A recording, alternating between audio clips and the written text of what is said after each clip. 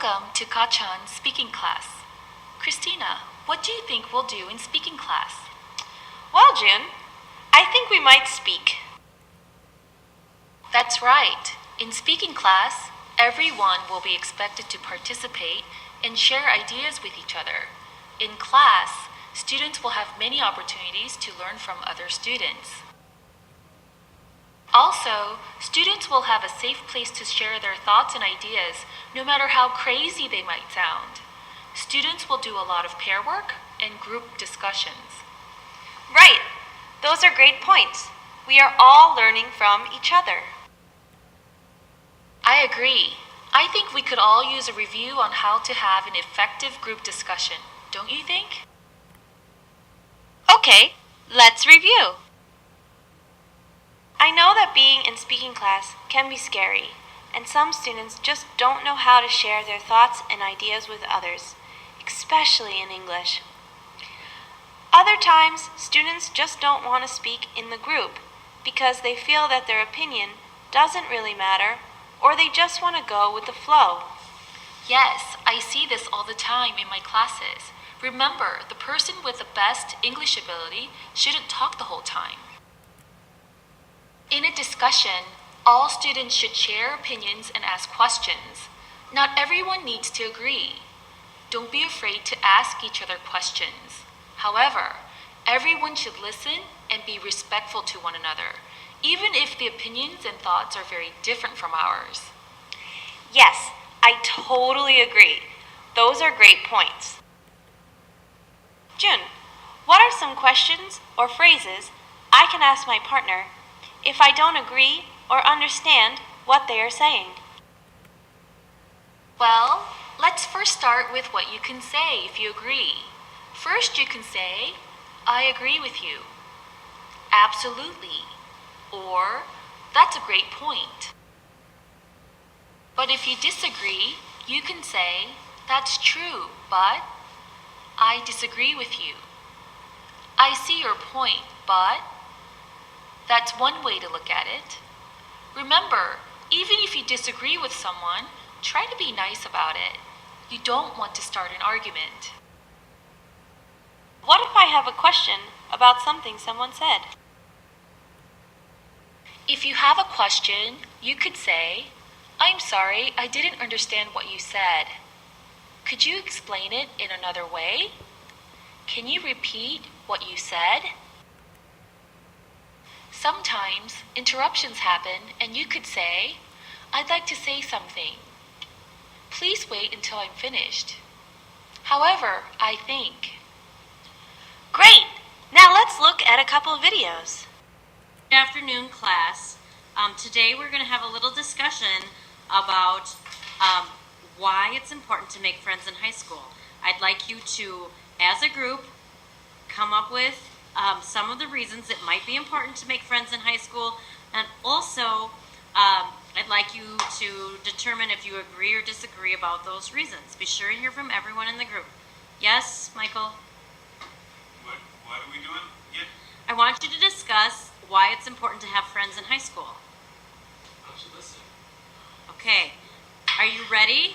You can begin now.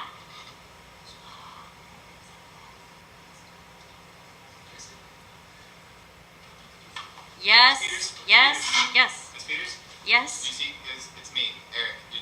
It's Miss Peters? yes, Eric. I think having friends is important in high school. Well, can you discuss it with your group? Really? Yep. Christina, what did you think of the video? Wow! I think that this is exactly what we don't want to see in our classrooms. There were a couple of things wrong with it. First, students weren't prepared or participating in class. Students didn't work together, and one student talked just to the teacher. Second, they didn't try to disagree, agree, or ask each other questions. Finally, they were disrespectful of the whole class. Great! Those are some great observations. It's important to note that discussions happen from student to student and not from student to teacher. The students are the players. Remember, the teachers are the coaches. Wait, you mean I'm not the star? Yup, that's right. You're just the coach. Okay, so how can we have a good discussion? Well, let's watch another video to find out. Hi. Oh, look who's here. It's Ronnie. Alex. Hey, Adam. Thank you for joining me, and thanks for helping me with this lesson, guys. No problem. No problem. So we're talking about discussions, and the topic is it better to study online or in a regular classroom? Okay. Who wants to go first? Okay, so I'll start. And I think that it's actually very good to study online because it's very convenient because you can study whenever you want and at your own pace.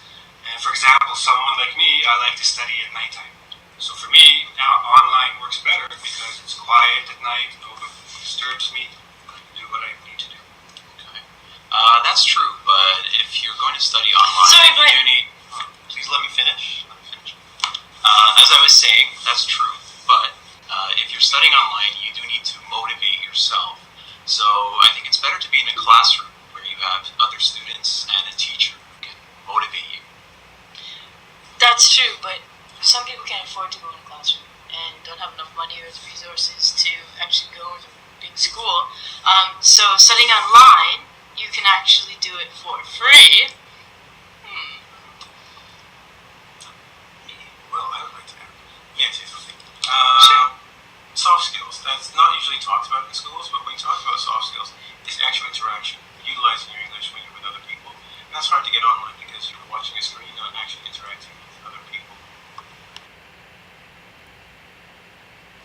Christina, what did you think of that video?